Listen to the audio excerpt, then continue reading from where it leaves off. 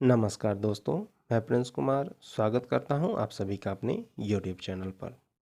दोस्तों, आज की इस वीडियो में हम पल्लवन की पद्धति, पल्लवनकार के गुण एवं पल्लवन के महत्व को समझेंगे। तो आइए अपने विषय की शुरुआत करते हैं। दोस्तों, सबसे पहले बात करते हैं पल्लवन की पद्धति, तरीके, विधि या प्रक्रिया के विषय में। तो पल्लवन की सैद्धांतिक जानकारी के साथ साथ पल्लवन की विस्तृत विधि की जानकारी भी महत्वपूर्ण है। तो आइए पल्लवन की विधि को बिंदुवार या पॉइंट वाइज समझने का प्रयास करते हैं। कहने का अर्थ है कि पल्लवन कैसे करना चाहिए, इसे हम बिंदुवार समझेंगे। तो सबसे पहले पल्लवन के लिए दिए गए उद्धरण, वाक्य, सूक्ति, पंक्ति, लोकोक्ति, कहावत आदि को ध्यानपूर्वक पढ़ना चाहिए। जब तक पंक्तियों का अर्थ स्पष्ट न हो जाए तब तक पल्लवन लिखने की शुरुआत नहीं करनी चाहिए।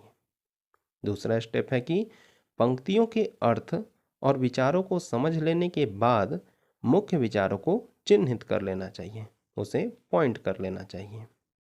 तीसरा है कि पंक्तियों के नीचे दबे मूल भाव या विचार को भी गहनता से समझने का प्रयास करना चाहिए कि उसमें कहा क्या जा रहा है। चौथा बिंदु है कि इसके बाद एक एक कर सभी चिन्हित विचारों को एक एक अनुच्छेद में लिखना चाहिए, जिससे कोई भी भाव या विचार छूट न जाए। कहने का अर्थ है कि जो भी हमने पॉइंट बनाया था उसे अब पैराग्राफ में लिखना चाहिए, अनुच्छेद में लिखना चाहिए। यह इसलिए करना चाहिए ताकि कोई भी चीज़ छूट न जाए, कोई भी पॉइंट छूट न जाए। अगला पॉइंट है कि दिए गए पंक्ति से संबंधित भाव या विचार को विस्तार देते समय या लिखते समय उसकी पुष्टि के लिए कुछ उदाहरण, तथ्य, प्रमाण या दृष्टांत भी देना चाहिए। अगला बिंदु है कि पल्लवन की भाषा सरल, स्पष्ट, मौलिक और व्याकरण सम्मत होनी चाहिए, यानी भाषा और शब्द में किसी तरह की गलती नहीं होनी चाहिए।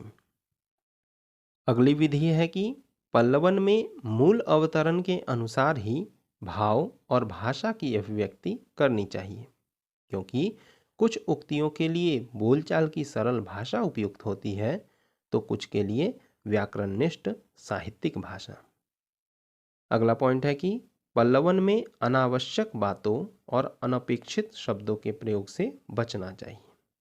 इसके बाद पल्लवन में दिए गए उक्ति या कथन से सहमत न होने पर भी उस पर टीका टिप्पणी या आलोचना नहीं करनी चाहिए, बल्कि उक्ति का जो मूल भाव या अर्थ निकलता है उसे ही सरल ढंग से लिख देना चाहिए। इसके बाद पल्लवन लिखते समय इस बात का खास ध्यान देना चाहिए कि वह वार्तालाप शैली में हो। दोस्तों, पल्लवन लिखते समय प्रश्नवाचकों का भी खूब प्रयोग किया जा सकता है, इससे शब्द विस्तार में सहायता मिलती है। अगला बिंदु है कि पल्लवन हमेशा अन्य पुरुष में ही लिखनी चाहिए।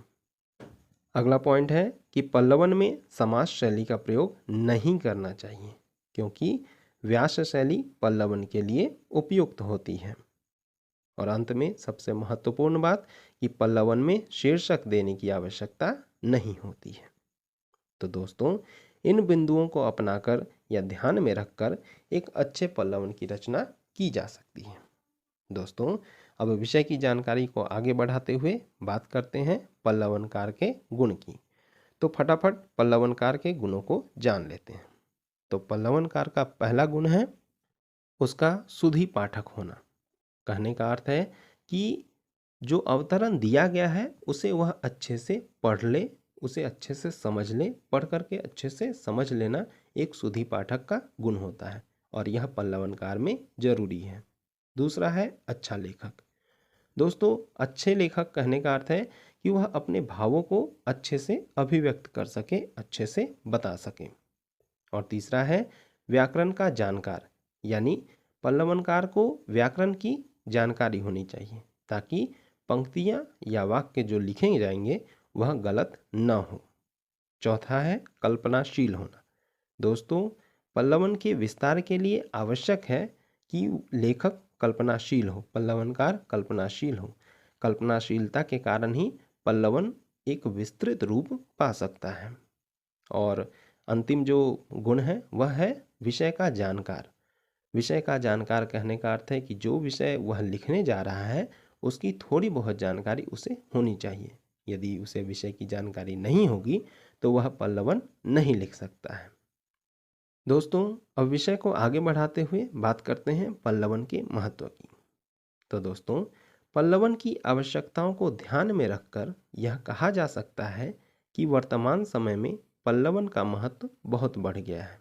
प्राचीन काल में सूक्तियों या मंत्रों का प्रयोग खूब होता था और लोग उसे समझ भी लेते थे, लेकिन वर्तमान समय में समय की कमी के कारण व्यक्ति के पास इतना समय नहीं है कि वह इन पंक्तियों के गूढ़ अर्थों को समझने में अपना कीमती समय दे सके। इस कारण से गूढ़ गंभीर पंक्तियों के अर्थ को समझने के लिए पल्लवन की आवश्यकता बढ़ गई है। आज के समय में यदि कोई व्यक्ति कुशल वक्ता, कुशल लेखक, समीक्षक आदि बनना चाहता है तो उसमें पल्लवन के गुण का होना आवश्यक है। तो दोस्तों, इस प्रकार आज के वीडियो में हमने पल्लवन की विधि, पल्लवन के गुण एवं पल्लवन के महत्व को समझा। तो इस प्रकार हमारा आज का यह विषय यहीं समाप्त होता है। आपको यह विषय कैसा लगा कृपया कमेंट में अवश्य बताएं। तो फिर शीघ्र ही मिलते हैं एक नए विषय के साथ। तब तक के लिए नमस्कार, धन्यवाद।